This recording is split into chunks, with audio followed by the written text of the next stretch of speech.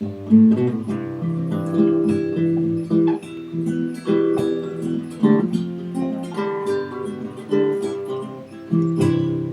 my bucolic life, we have city strife.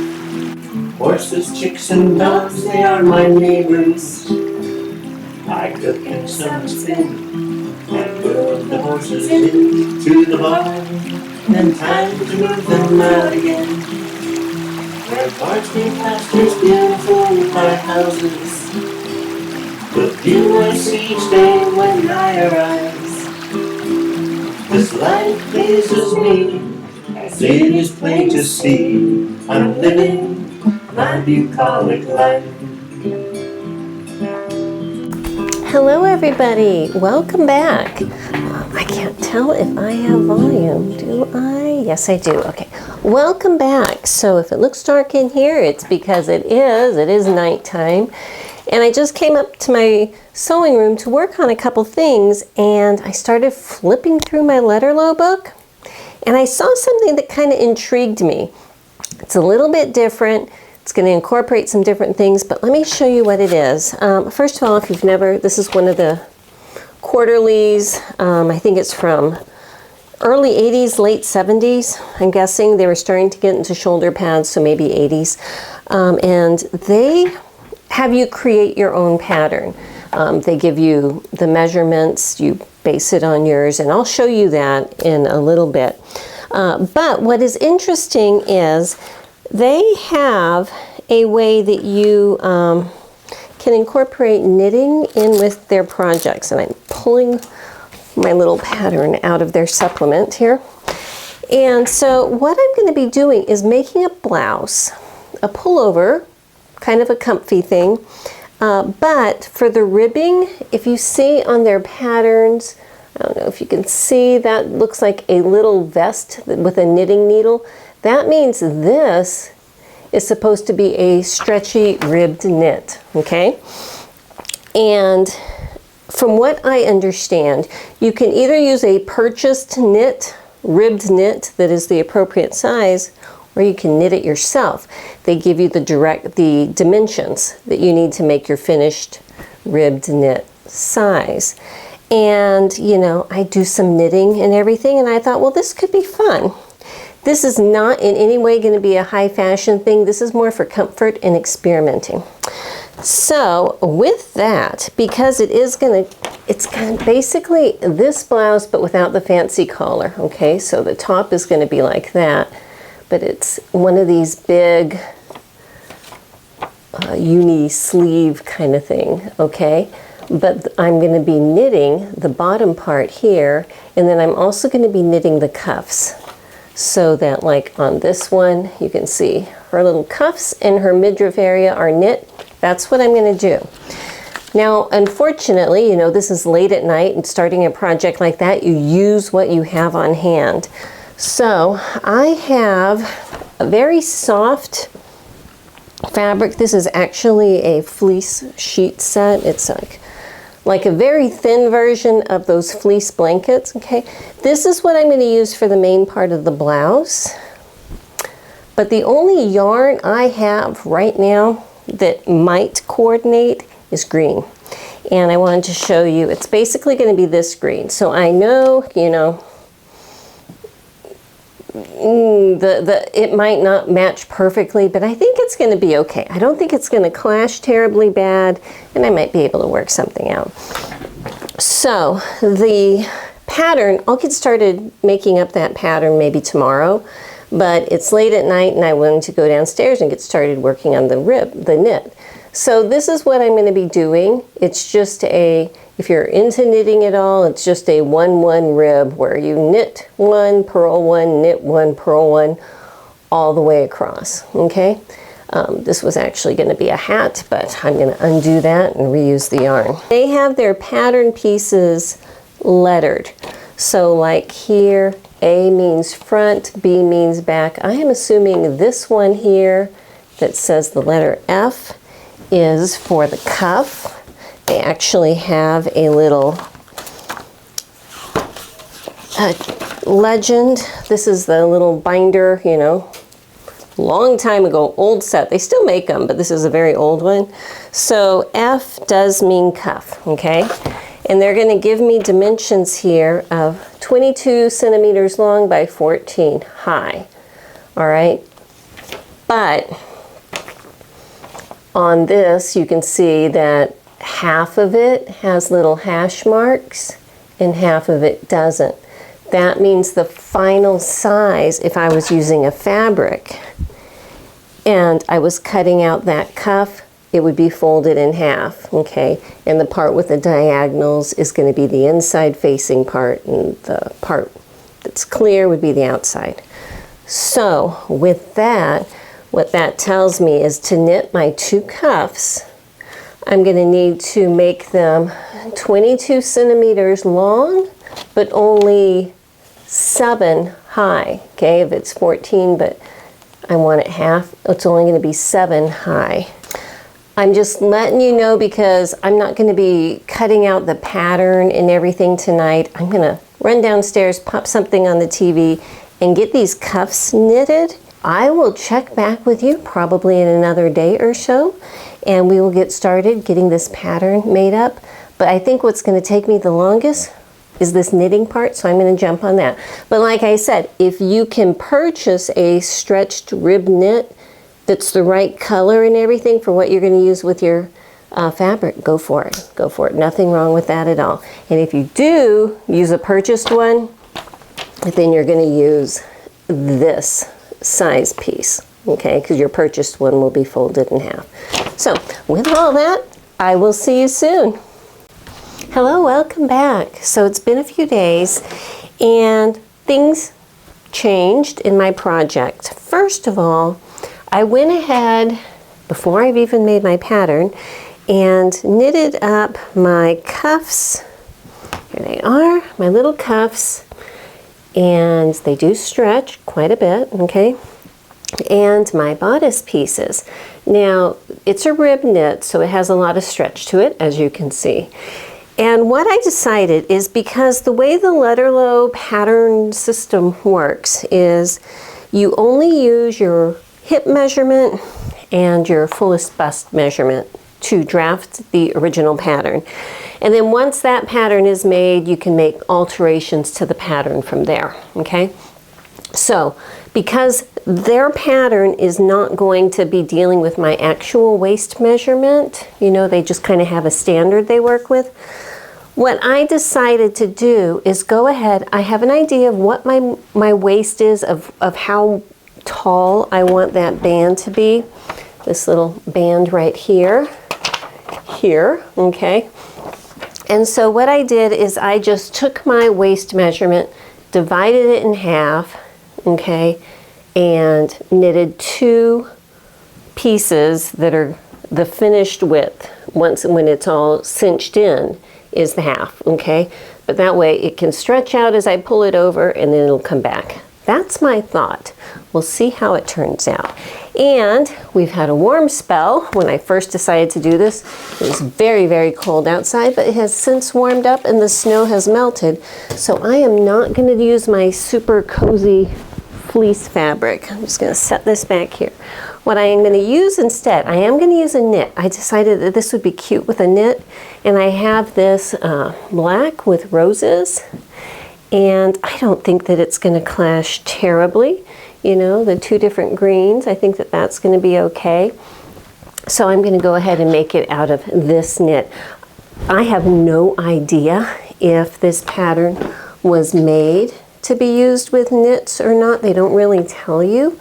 They leave a lot of discretion up to you, which I like, because, you know, I like going off the rails sometimes even when they do give me instructions. But because all of the stretch part is in the cuffs and in that waist part, I'm assuming that you could get by without a stretch knit fabric for this pattern, okay? But I just happen to have it and I'm going to use it. So with all of that being said, I still need to make my pattern. So I'm going to take my fullest bust measurement, because I don't need to take my hip measurement because there are no pieces below the hip, okay? So everything is just off my fullest bust measurement. Let me get that made, get a piece of tissue paper down on my table, and I'll show you the process of drafting up a pattern using a little Lutterloh sheet. And these are the pieces I'm going to be using. Okay, so over here at my table, I have a sheet of tracing paper. I get it by the roll on Amazon. There is a link below if you're curious. A piece of corrugated cardboard to stick underneath here so I can stick a straight pin into it. And then I'm going to have my little pattern piece. And I'm grabbing it off my clipboard here. And I wanted to point out one other thing on the pattern, because I was looking at this trying to figure out what this was. If you wanted the big peplum, what this is the belt and the little squares make up this peplum. So then you make the blouse and then you add that piece. And this is it without the peplum. So, you know, they give you a lot of options, which is kind of cool. But anyway, I'm going to start with my front piece.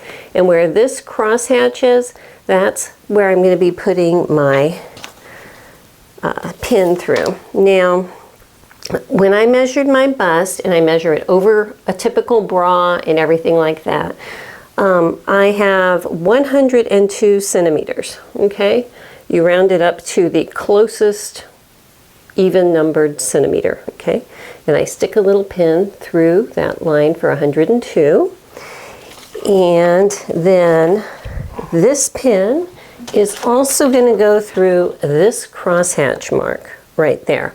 Okay, I actually had to change the orientation of my tissue paper here. So what I'm doing is, if I have my little pin here at the 102, okay, one of the widest positions from that X over here is 54, so I'm just lining up this side where 54 is, right about here. You can't see it, but I'm placing that at the outside edge of my paper, and I can see, okay, if it's right on the edge, it's right there. So if I bump it in a couple inches, you know, just for fun, will everything else fit? Will this angle fit? Yeah. Down here, will that fit? Yeah. You know, it's just that actually won't. I need to move it down just a hair from the top. I probably should have cut my paper a little bit better. Okay, at this position, I think everything is going to be good. All right, so then what I need to do is remember where that dot is, stick my pin back through the 102. Where are you, 102? Here you are. Back through this hole in my pattern and into the hole on my corrugated cardboard. Now I'm also going to have to tape this pattern onto the tissue paper so it's not going to want to move. And I'm using Scotch tape. When I'm done, I'll just, you know, trim off the edge. So that's going to be okay. So what I'm going to need to do is get my pencil. And on these patterns, let's see if I can scoot you in here. Okay, so like on this pattern, if you can see, here is the number 25. And I have this lined up so that the edge of their little plastic part of their ruler is along this line. And I'm going to extend it until I can get to 25 and I'm going to put a mark up there, okay? Same thing here, extend it to 22. And that's 22 centimeters, okay? And put a line there. So with that, I'm not going to have you watch me make all these little dots. I did tape an extra piece up here because it was a little bit short. You know, that's fine, that's doable. So I'm going to go ahead and make all of those dots. And then when that is done, I'll show you how I draw the lines to connect them.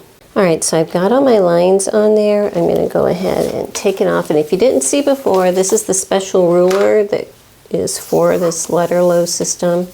It should be included in your box if you ever buy one. Like I said, mine is from the late 70s, so they don't expire, you know. So I'm just going to leave this on here right now because it'll be a good reference. And so what I'm doing is I'm going to look at this, and that's going to give me an idea of how I need to connect my dots. And so I'm going to start over here on this side because this is going to be this fold line here. And I can see my upper one and my lower one is way down here. So before I actually get started, I'm going to square those two up on the grid I have underneath here. Don't even think you can see. Let me scoot it over this way. Get my little cardboard out. Okay, so I have my upper dot. I know you can't see it, trust me. I have an upper dot here, and I have a lower dot here. I'm going to move it over so those two are on the same line. That looks good. And so I'm going to go ahead and draw this line first, which is going to be my fold line, center front. So I'm just going to draw, you know, the little bracket for fold line right there. Then at the bottom, there's another line that goes straight across, hopefully. So keeping that on grid. And we'll get to later how I'm going to be dealing with that because I'm going to be subtracting out this piece, you know, but that's for later. And then this part is pretty straight, that's straight, but there is a curve under the arm and a curve at the neckline. And I'm just going to use my little flexible curve ruler for those two spots. So I can connect a straight line from these two. Okay, and let's see, here's my lower dot. I should probably have drawn these in a darker marker. It's a fine line because if I make it through, like if I use a super dark permanent marker, it bleeds through this and it gets on my table, and I don't want that, you know. All right, so now I have, here's this dot, and I have one in between right here. So you can eyeball it, which is fine. I like to line up 3 dots when I'm making a curve. And since I have 3, that's good. So that's going to be my underarm curve. And then coming over here, that's a straight line. So I can just connect these two. That's the edge of my sleeve. And I'm thinking that is a whole lot of gather to put into that tiny cuff that they had me make. But we will figure that out when the time comes. And then I'm going to bring this up to this point here. So just because my ruler that I have on my table right here is a little too short to connect them, if I line it up so that they are both on that same line there, I can connect them like so. And just so you know, what I'm doing here for the front, the back is nearly identical. It just has a shallower neckline and a little dart, you know. But I'm only going to show you this once because you don't need to go through the agony of watching me connect dots twice. But you're going to get the idea of you just kind of play dot to dot here. And then I have this neckline right here. Okay, so that's the top and it comes down here. I have a dot right there and there's another one right here, but it's on top of my Scotch tape, so it's not visible very well. So I'm just going to put my ruler here through at least 3 dots at a time. 3 dots there, 3 dots here.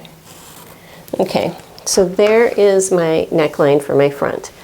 This pattern does not have a seam allowance on it. So when I cut it out, I'm going to need to add a seam allowance. So these are supposed to be the actual dimension lines. So what I'm going to do before I cut it out is put my ruler that you can see through, and I love these rulers. I use them constantly. So I'm going to line up that cutting line at 5/8 of an inch because I want to use a 5/8 inch seam allowance because that is what I am comfortable with. At this point, if you want to use like a 1 centimeter seam allowance or a 1/2 inch seam allowance or whatever, you can pick, you know, it's your pattern, do what you want to. I'm just comfortable with 5/8. That's the measurement I have on my sewing machine, so there you go. So let me go ahead, add 5/8 of an inch here. I do not add 5/8 of an inch on my fold line, obviously, because that's the fold, so that gets cut right on the line that we drew here, okay? So let me get all of that done. Remove my little pattern piece here.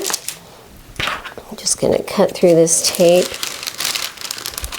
like that and fold that under. Actually, I'm going to leave that tape on because I can use it to stick it onto the paper again when I'm doing my left side.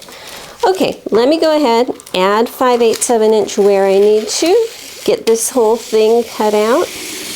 I'm cutting out my fold line right now so I don't forget, I don't need to add it there. And I'll be back with my back piece made up the same way as my front. Okay, so this is my front, so I'm just going to write the word front, cut one unfold, and I want to tell you what I did and why I did it. Down here at the bottom, I did not add a seam allowance down here because on their pattern, their ribbing comes right up to that point. So mine is going to be ending right here, okay? But what I also want to show you is because I have my ribbing done, it's going to end right here. We're gonna, and that's just from the top of my ribbing, the very top edge, keeping the bottom edge matched up here. All right, and that is, oops, flip this around. If I measure at the sewing line, that is 5.5 inches from the top, from here to that line. So I'm going to go ahead and draw another one over here, 5.5 inches, okay? Now, if I draw this line very, very lightly, because it's actually not going to be a permanent line there. Well, that did not come out, did it? Let's do that again. Okay, so if that line, and we're just assuming at this point that we want our garment to end up the exact same length as their pattern piece. I'm not even getting into if you're, you know, short-waisted, long-waisted, whatever. You'll have to figure out your own body, and if at this point you decide you need a longer or shorter arm, adjust it on the pattern. If you have a very long torso and you know you're gonna need to make it longer, well, adjust that here, you know? But for me, I'm just going with what they have here. So this line I just drew is where the top of my pre-made ribbing ends, okay? Now the seam line for this is actually going to be 5/8 of an inch down is where the seam line is going to be, okay?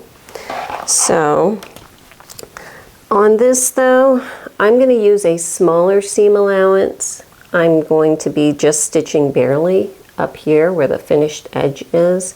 So I'm only going to add a 3/8 of an inch seam allowance down here on the bottom only, okay? So I'm lining that up here. So if this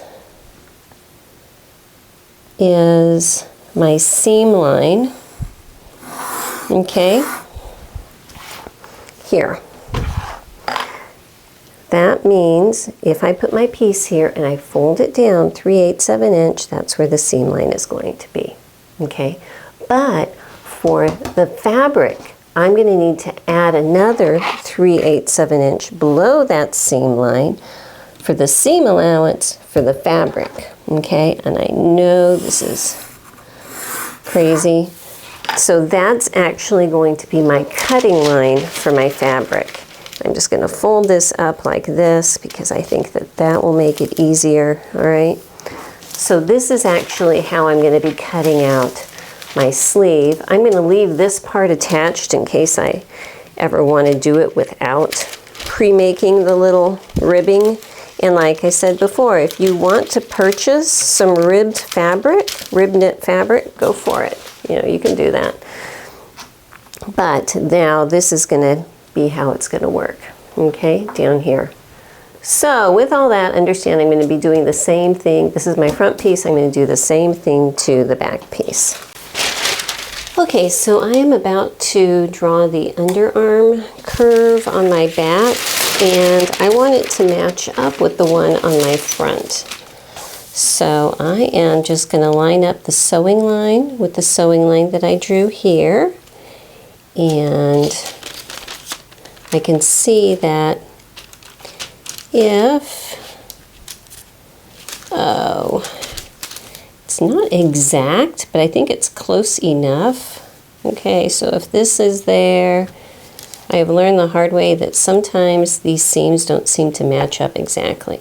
I'm just going to draw where the cutting line needs to be out here, and then I can come back. And if I just connect these dots, is that going to sync up with the cutting line on the front? Well, we will make it sync up like that. Okay, so I'm just dropping it about 1/4 inch, but I think that that's going to be good. And then from there, I think I'm going to be okay. What I also want to do before I cut out my back is make sure that my upper arm is going to be matching. So if this is a sewing line here and it goes down to here, yeah, that fits. I know you can't see, but my stitching line here lines up exactly up to my neck point up there. Okay, so I have my 2 pieces, my front and back, and what I need to think about right now before I put all of my tracing paper away is how I'm going to deal with all of my seams. And you know, we figured out the cuffs down here. We're going to sew on the ones that I made. We figured out the bottom, but up here at the neckline, okay, we need to figure this out. So you can use a bias tape binding, you can turn it under and hem it, or you can put in a facing. It's up to you. That's the thing with these patterns, is they let you figure all of that out. On here, she has a funky little tie-on shawl-looking collar, which, you know, I am not going to do, but one thing I do like about these patterns, and I'm going to show you, is they embellish and they use so many beautiful designs just to give you ideas. So let me see here. Like on this design here, they show you all kinds of little edgings and things. They put fringe on it up there. I wouldn't have thought about putting fringe. A lot of times they will have, well, I'm looking and now I'm not seeing it, but where you can use different embroidered designs and things like that. She's using a border print, you know, as a fabric. So lots of ideas, but it is 100% truly up to you how you want to do it. Since I am going to be using a stretch knit that will hem very easily, and that is about the easiest that you can do on this, I think that I am going to, but when I do my hem, I'm going to use a tricot tape just to give it a little bit of a body, so it's going to be kind of like a bias tape hem, kind of like a regular hem, but I'm not going to be doing a facing. But if you were going to be doing a facing, which is a smaller piece that you sew around the neckline and then flip it right side out, I would suggest that you get a separate piece of tissue paper, okay? And the back one's going to be actually a little bit trickier because it has that dart, but it's not impossible. So what I would do is I would line this up. This is my front piece with the edge of my tissue paper at that fold line so that it covers, oh, you don't even see that. There you go. So it covers the area I need. Let me throw a weight on here just to hold it. Okay, and then I can come up here, tracing the neckline, being aware of the seam allowance that I'm using. Okay,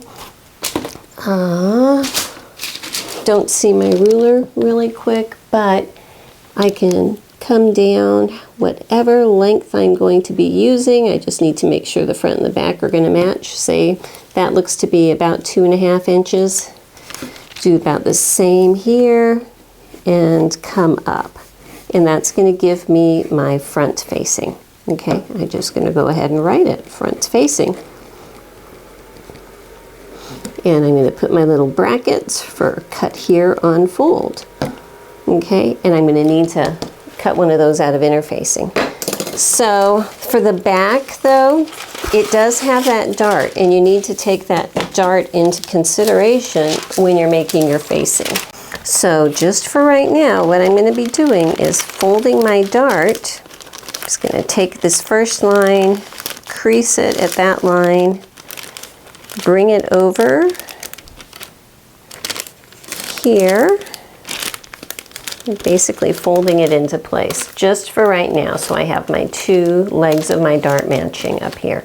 So let me find my ruler. Here it is. I need to get a piece that has a very straight edge, and this looks like a straight edge here. So I'm going to line up that straight edge with my fold line of my back, come up here, and with that dart in place, draw in my neckline, okay? The shoulder seam of my front facing and back facing need to match up. There's my front on top, and I just folded it so I can see where everything is. Drew in a little dot. Come over here. My light battery just died. That's okay. And now I have a back facing piece that I can just kind of connect these two dots. I'm going to draw my little brackets right here for cut to this on fold and right back facing. I'm not being super critical about, you know, how these are matching up exactly, because I can always just serge around the bottom edge and even them up later. But you need to have this dart folded in before you cut out this piece or make this piece. Okay, so I've got my fabric cut out here. These are my little facings. They still need interfacing on them. And when I was cutting it out, the neckline did not look really large. But looking at their illustrations, usually if there's going to be an opening somewhere, it's indicated somewhere. And all I can see is on this back illustration here, see how that line is thicker and then it stops right there? To me, that means that they are saying to put a zipper in the back. I think that that little bit of thickness there is, you know, put interfacing here. Put an invisible zipper here. And I don't know that I really want to put an invisible zipper in.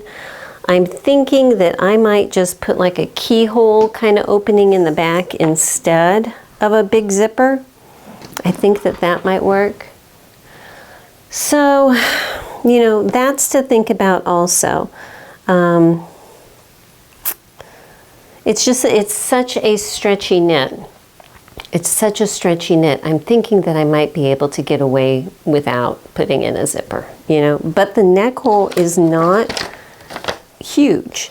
It looks like it's close. To me, it looks like it's close for pulling over your head, but not quite.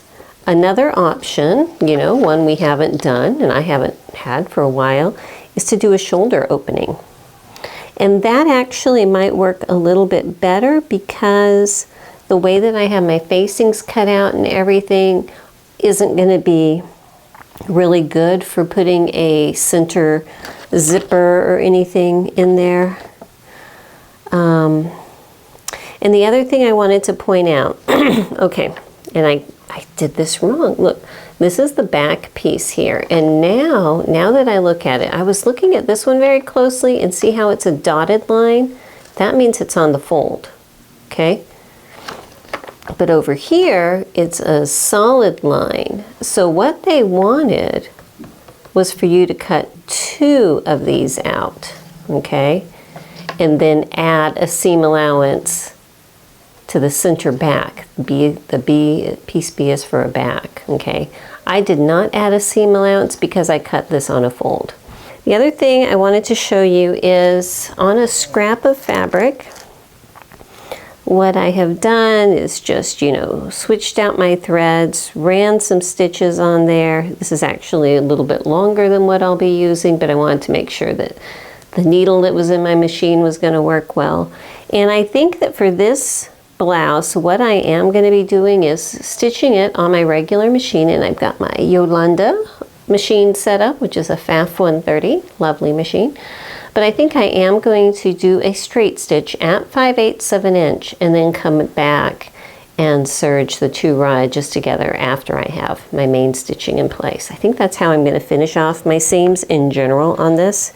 So I think that the strategy I'm going to go with is to take my front piece, sew my ribbing to the bottom, take my back piece, sew my ribbing to the bottom, and then work on the shoulders up here and that little bit of an opening that I'm going to put on one side up here after I have my ribbing put down here. So let me just work on this one first, which is my front piece, and I will go grab my ribbing and I'll be right back. I am sticking a pin in the center. This is actually my back piece, in the center back here. I have not put my markings for that dart up at the top yet. I will do that later.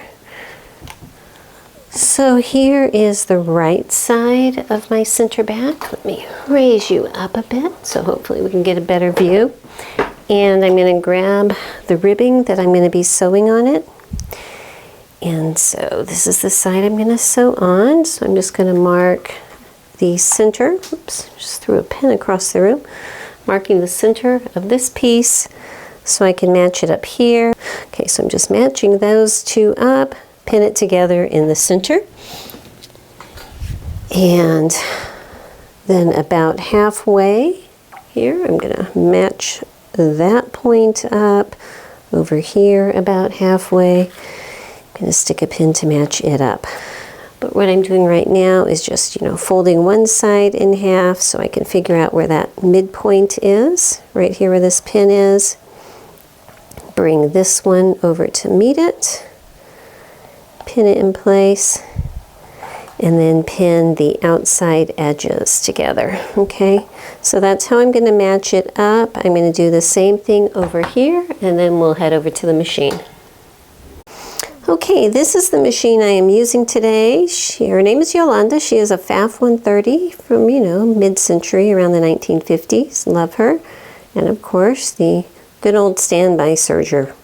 So let me go ahead and show you what I'm going to do. I'm just using a regular clear presser foot there. I was going to use a walking foot, but honestly, I could not find her walking foot. I found like 4 Singer walking foots that almost fit her, and I can't even remember if I have one for her. So we're going to use a regular foot, and I think that's going to be fine. So first of all, when I put this down here, I am putting it down with my knitted part on the bottom, my little lightweight knit fabric on the top, because the yarn knitted part is a lot more stable, and I think that that would be the better for me to be able to keep track of this one. So now with it locked in with my needle down, I'm going to give it a good tug. I want this pulled so it's fairly straight here, okay? But in order for this to really get going, I'm going to hang on to this little yarn piece at the end. Whoops, I'm still in reverse. Okay. And I am keeping it stretched as I am sewing, all right? And by looking at it this way, because this is going to want to go all wonky, I can keep an eye on it. I am using that smaller seam allowance. I was guessing about 3/8 of an inch when I cut this out. If I was not able to stretch my ribbing out all the way, like see here, there's this little pucker right there. I don't see any problem with just letting the machine make that little pucker in there and then keep going. It's all going to disappear as I sew it anyway. Okay, so this is, oops, gone a bit zigzaggy there. So I'm just going to sew it straight across this way. If you did have a walking foot, those are kind of nice sometimes because the little sides walk through and it keeps everything wanting to go straight when you're dealing with a really uneven or oddly textured fabric, which this definitely is. But like I said, I don't think it's going to be a problem. So here I am down here. This is my center pin. I'm going to go ahead and pull it out. And it looks like, see how I'm getting a little bit of a pucker there? I'm not going to worry about it. I'm just going to let it do a little bit of a pucker. And when I do around my cuffs, I'm probably going to have to incorporate a lot of little puckers because those sleeves looked pretty wide to be putting into that very narrow little cuff. So anyhow, let me finish this up. All right, so I'm over here at my ironing board. This, I have just brought it over here. This is what it's looking like right now, which is very, very puckery. So what I'm going to do is flip it to the inside here, and I'm going to give it a light press, and I'm pressing the seam allowance of this whole thick knit ribbing up. So it'll be laying flat, and do a little bit of a press here just to get those yarns wanting to lay flat again. Pat them down, and this is just, you know, a polyester blend yarn. It's nothing fancy, just regular old bargain Caron yarn. Okay, so that's what it looks like now on the outside, which is actually pretty nice. I like that. So what I need to go is go back. This is my back piece, and mark where those darts are going to be because I need to get those made before I sew this together. And let me show you what I'm thinking about. All right, the darts on this are in the neckline, okay? It's adding about 1 inch to the neckline on each side, which means adding about 2 inches. And what I'm thinking is that if I don't put those 2 darts in, that this neckline's going to be plenty big enough to pull over my head. And it'll be a little bit, you know, wider of a neckline. But I think that that will work, and that's going to save me a lot of grief. And then I would be able to just make a little narrow hem like this at the neckline. And so I think that's what I'm going to do. So all those facing pieces I made are for not going to be used, you know, but that's okay. It was good to practice making a facing piece, you know, and I'll save those with my little pattern. So since I'm not going to be putting in the darts and I'm not going to be using my facing, I should be able to go ahead and sew my shoulder seams and my bottom seams. But let's start with the shoulder seams here on each side. Let me go back to the table. Okay, so this is my neckline, and way down here is the end of my sleeve. And I'm just doing the upper part, the shoulder upper sleeve seam, all the way on both sides. I still need to pin that one over there. But I'm going to sew that at 5/8 of an inch, and then come back with my serger and serge both of the raw edges together.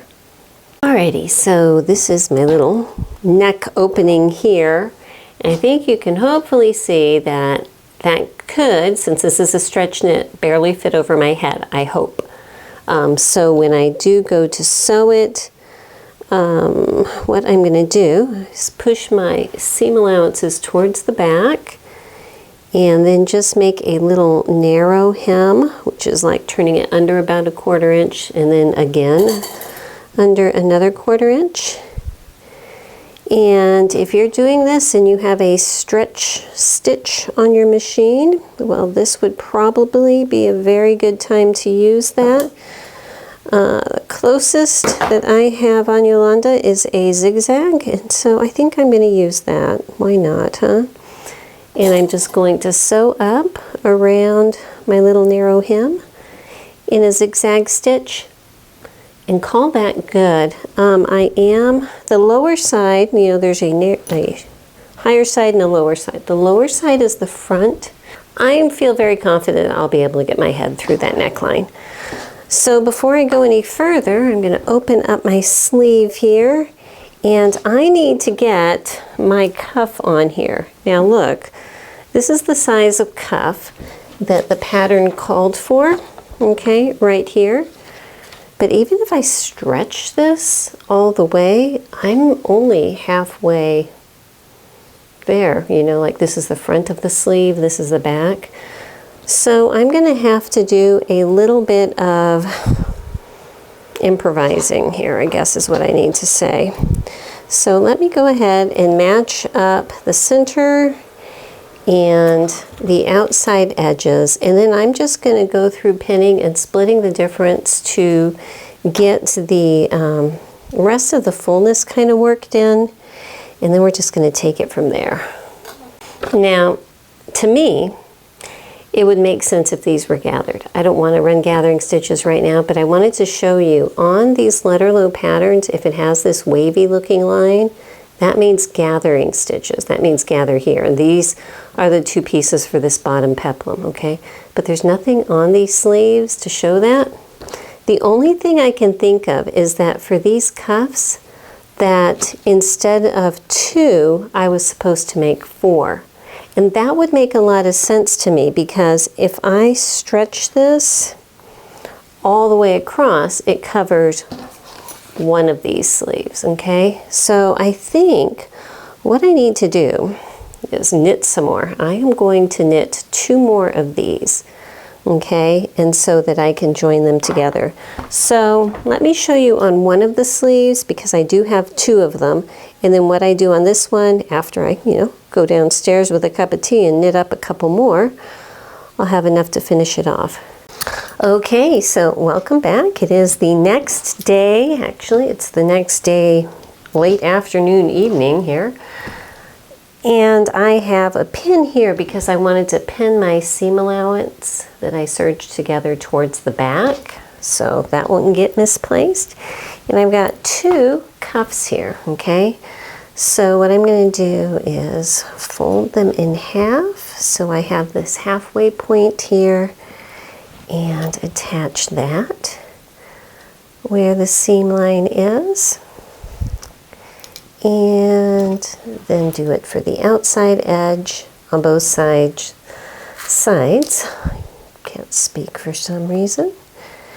And then I'm going to stretch it and sew it over on my machine. But I think that this is going to work a whole lot better than those little short pieces. Okay, so I have my little cuff sewn on, and just like the other one, I pressed it so the seam allowances go up so that my knitted part, which is thicker, can lay flat. So now all I really need to do is sew up the side seams. So I'm going to be matching up with right sides together up here at the cuff, this whole curve here, and I want to make sure that the seam where my little bottom midriff ribbed area is lining up also.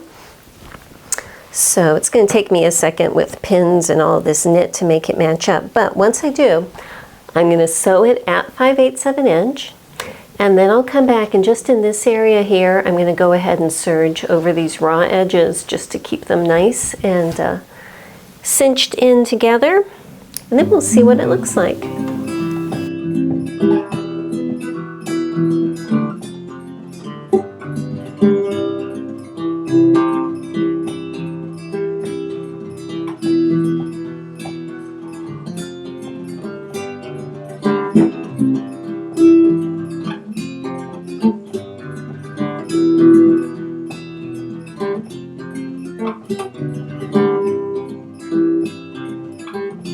Hello and welcome to the next morning. I was just about to put this on and go outside and do my reveal photo. Well, I did put it on and realized these arms are way too baggy. So I'm just going to come in and do a very quick, this is the underarm part. I'm just going to do a seam coming up this way to make the cuff smaller, the arm not as baggy here. I think that's going to look really cute and a lot more. See how they have it very, very blousy here? I don't want that. I want it more streamlined. And their cuff area is a lot smaller. I think they did intend for you to use just one, but in order to get it to look like that, I really should have put gathering stitches in here, But honestly, I just don't feel like taking that out. So I think that just putting a row of stitching here and then serging off the excess is going to make it look great. So that's what it's going to look like when I try it on in just a minute.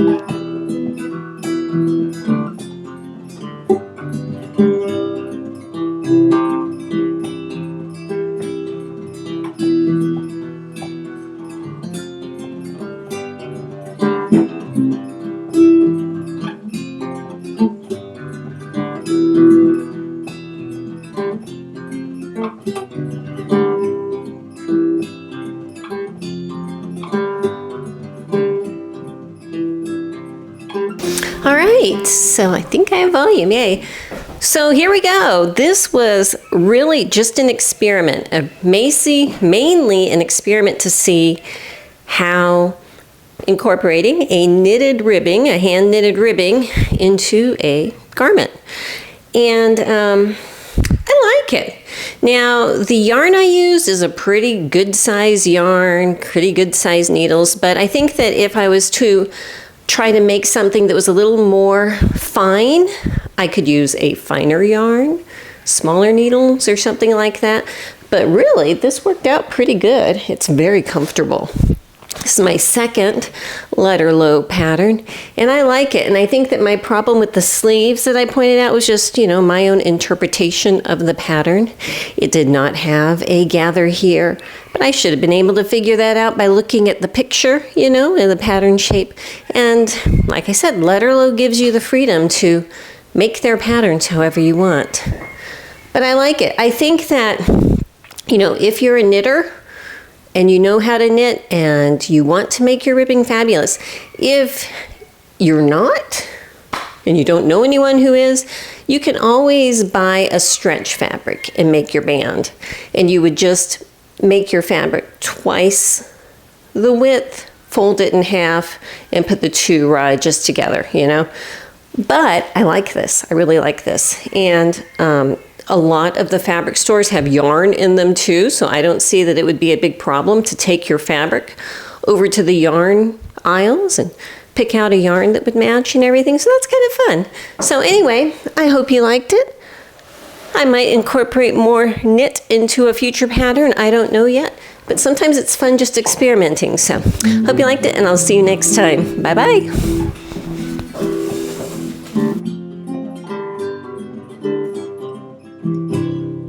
My bucolic life, free healthy city strife. Horses, chicks, and dogs, they are my neighbors. I cook and sew and spin, and move the horses into the barn. Then time to move them out again. Red barns, green pastures, beautiful white houses. The view I see each day when I arise.